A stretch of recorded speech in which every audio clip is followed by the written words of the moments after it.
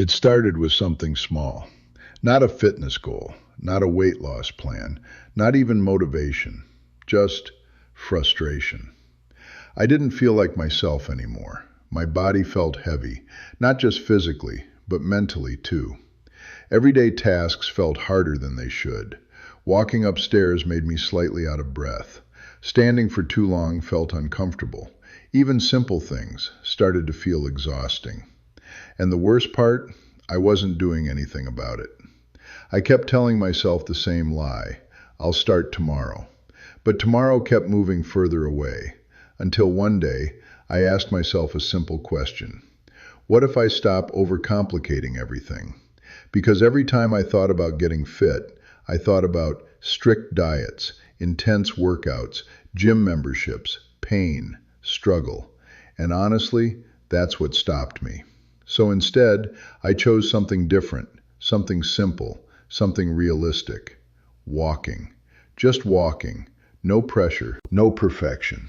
Just one clear rule, 10,000 steps, every single day, for 30 days, no matter what. I didn't know if it would work. I didn't know if it would change anything.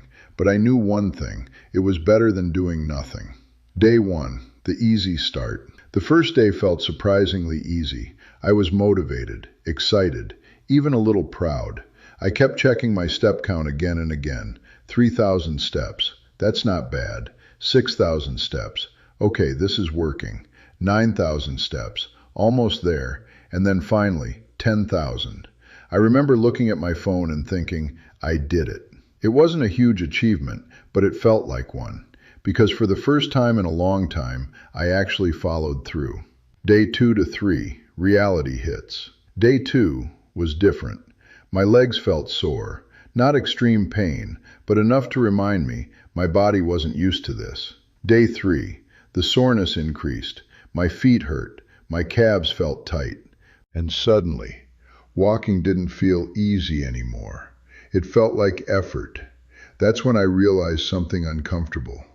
I had been living a very inactive life. Most of my day was spent sitting, scrolling, lying down. Movement was rare, and now my body was being forced to move, and it was resisting. Day 4 to 5, the mental battle. This is where the real challenge began, not physical, but mental.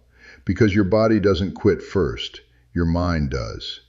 Thoughts started creeping in. You're tired. You can skip today. You've already done enough. One day won't matter. And honestly, they sounded convincing. Because skipping one day feels harmless.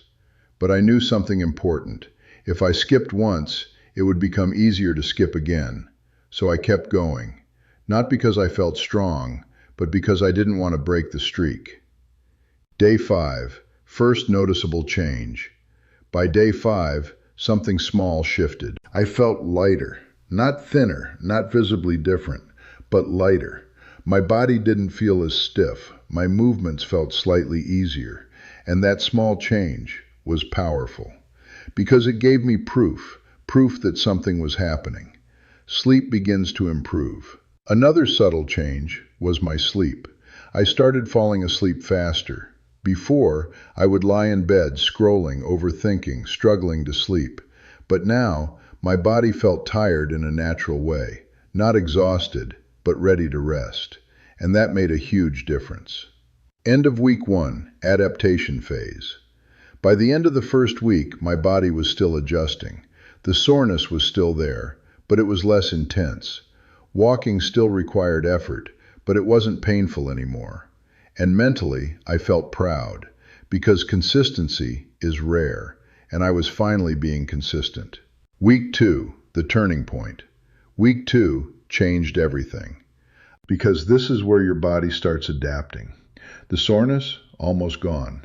Walking, it started feeling normal. Not like a task, not like something I had to do, but something I just did. And then the biggest shift happened. Energy transformation. I had more energy. Not the fake temporary energy from caffeine, but real stable energy. I didn't feel like lying down all the time.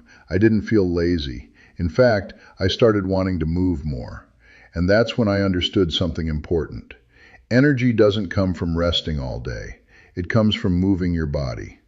Mental clarity. Another change was my mind. The brain fog started disappearing. I could focus better, think clearer, make decisions faster.